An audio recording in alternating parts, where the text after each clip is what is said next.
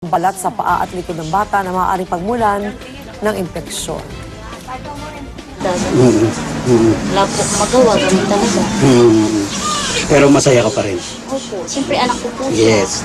Tulungan niyo naman po kami. Dahil sa po kalalagayan ng anak namin, ganyan po siya. O, dali mo na sa ano yan, Concepcion, Tarlac pa naman, lugar ng Pangulong Noy.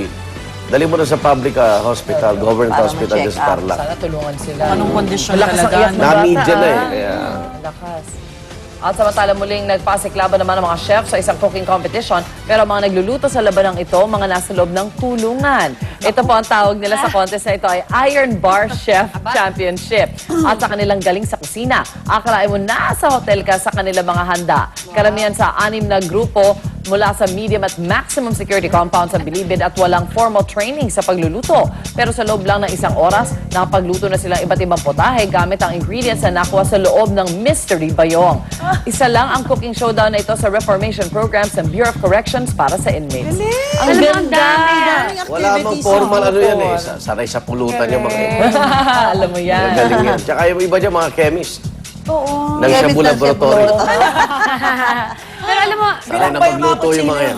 Bilang ba yan? nakakatuwa lang yung Bucor kasi at least ang dami nilang mga activities. Yung efforts ngayon. talaga yun. Hindi ka lang nakakulong, no? Hindi lang nakakulong. Nagsasayaw, dancing inmates, yes. Naman eh. Yung mga Iron Bar nakapagtapos Chef. nga ng kolehiyo sa kanila, di ba? Oo, meron. Tsaka ngayon meron silang parang ginagawang training, retraining para sa lahat ng mga ano naman. Hindi lang sa bilanggo, yung mga nagbabantay din. Pero meron nga Para alam football, nila pusakal. paano i-handle lang Sa tama. bagay, sana. Yung mga pusakal. Mga Sana pusakal, after, football. kung makalabas naman, mabigyan nga ng pagkakataon Trabaho. sa lipunan naman na makapagtrabaho. Talented. Galing. Samantala, kung champion kayo sa pakikipag-bato-bato pick, Daktoy.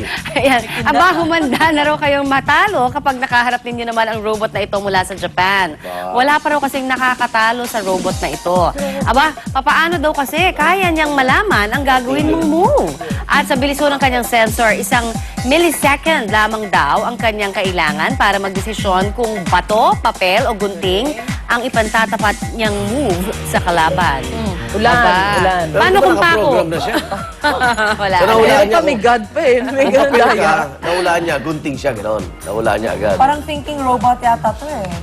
Ano? Nakikita niya yung pitik ng kamay mo para bagong palang ibaba, kunwari yung ano mo, yung gunting Alam niya mo, na. gagawin niya ng bato yung kanya. Millisecond siya nakakapag-isip. Baka millisecond na yung pagbasa niya dun sa... Galing. Ay, may pako eh. Ano Ay, kaya? ganun pako yun, no? Bato-bato sa Japan. May kulog pa nga O, eh. martilyo. Totoong martilyo, lalab. Alamin na natin pinakuling-ulat panahon mula sa GMA Weather. I am ready. Serbisyong totoo ng GMA News. Mantani. Good morning muli sa ating mga kapuso. Nananatili pa rin po sa silangan ng Visayas ang low pressure area at huli itong namataan ng pag-asa dito sa layong 120 kilometers northeast ng Borongan, Eastern Samar. Hindi na po ito magde-develop pa bilang isang bagyo pero kahit ito ay isa lamang low pressure area, asahan pa rin natin ang maulang panahon sa maraming lugar sa bansa dahil na rin sa paglapit nito sa kalupaan. Kaya naman po dito sa Luzon ay magkakaroon, lalong-lalo na muna dito sa Northern Luzon, mas magandang lagay ng panahon ang inaasahan, pulupulong dagliang pagulan at pagkulog-pagkidlat. Pero dito po sa Central Luzon, katulad ng Metro Manila, magiging maulan ng panahon hanggang dyan sa may Cavite, lalong-lalo na po dito sa Southern Luzon, dyan sa Bicol Region, na magkakaroon ng malawakang pagulan. Kaya po pinag-iingat yung ating mga kababayan sa posibleng pagkakaroon ng flash floods at landslides.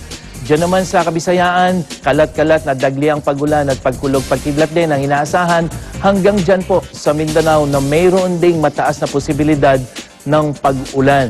Samantalang dito naman sa Metro Manila, tuloy-tuloy po yung mataas na posibilidad ng pag-ulan mula bukas hanggang dyan sa Biyernes. At tingnan po natin bukas kung ano ang tsansa ng pag-ulan mula umaga pa lamang hanggang dyan sa tanghali, umaga, tanghali hanggang alas 12 ng tanghali.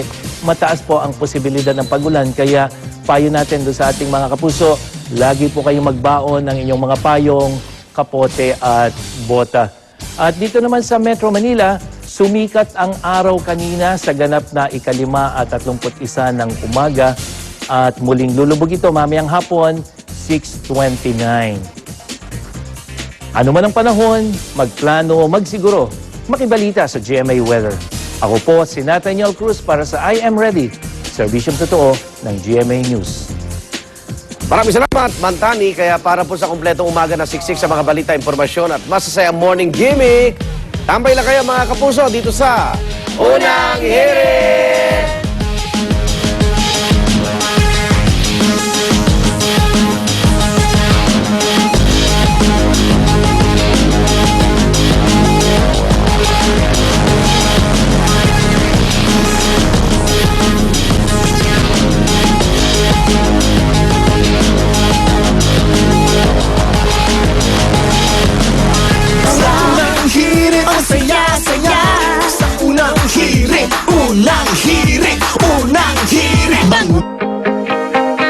Love fresh panties in the morning?